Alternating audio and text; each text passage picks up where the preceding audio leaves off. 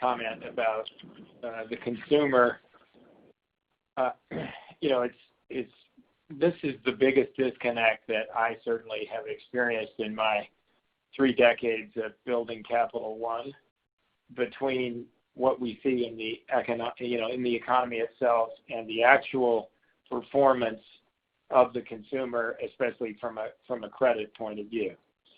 Now, some things I think always happen in a downturn, and that is consumers tend to get more conservative. So they tend to pull back, spend less, save more. So in some ways, why would what we see here be any different from the past? And look, I still put a high degree of uncertainty around things, so I'm going to give you some views, but don't use this as like a prediction of what the consumer is going to do in the rest of this downturn. But I do think the consumer being in better shape going into this crisis starts kind of on the plus ledger for the consumer. Debt levels were lower, payment obligations lower still, supported by the low interest rates. The savings rate over the past few years was, I think, around double what it was before the Great Recession. And so the consumer entered in a stronger situation. Then what happened is, unlike most other downturns, and certainly unlike the Great Recession, which took a lot of months to sort of build its momentum, this thing kind of came all of a sudden. And the world went into free fall, sort of, as I often say, we all went down the elevator together at the same time. Consumers did, companies did, and the government did.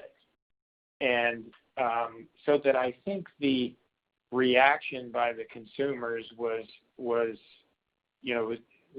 more striking and more conservative than has happened in the past.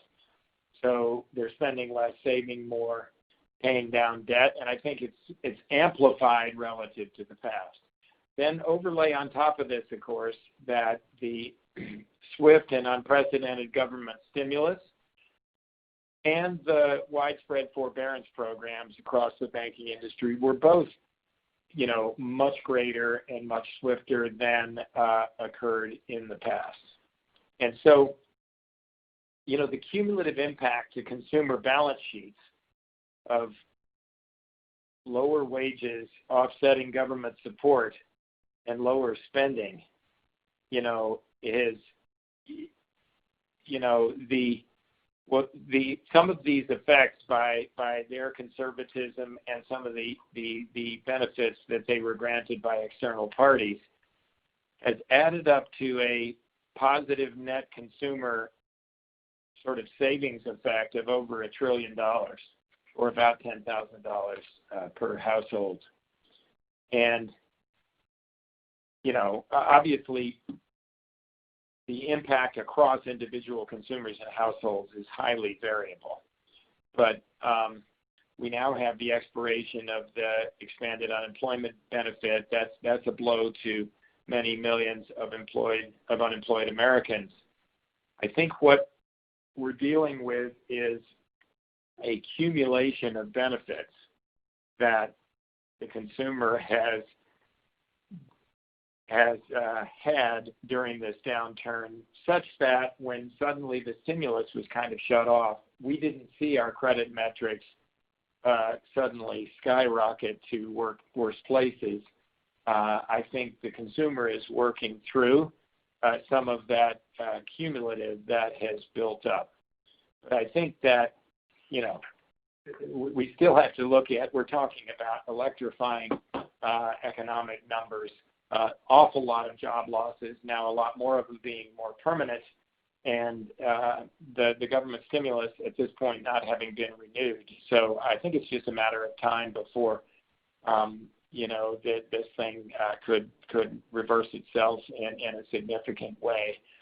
And the other thing I just want to say relative to a metaphor I've been using when I talk to investors is every month that there are favorable credit trends, we're sort of burrowing a longer tunnel underneath the huge economic worsening mountain, such that even as potentially things revert to significantly worse place for the consumer, I think we've reduced the cumulative losses through the downturn rather than just delaying the impacts. So those are some thoughts, Sanjay, on what we're seeing. It's certainly not something collectively that I've observed before, but and no one should look at this and feel. I'll speak for myself. We certainly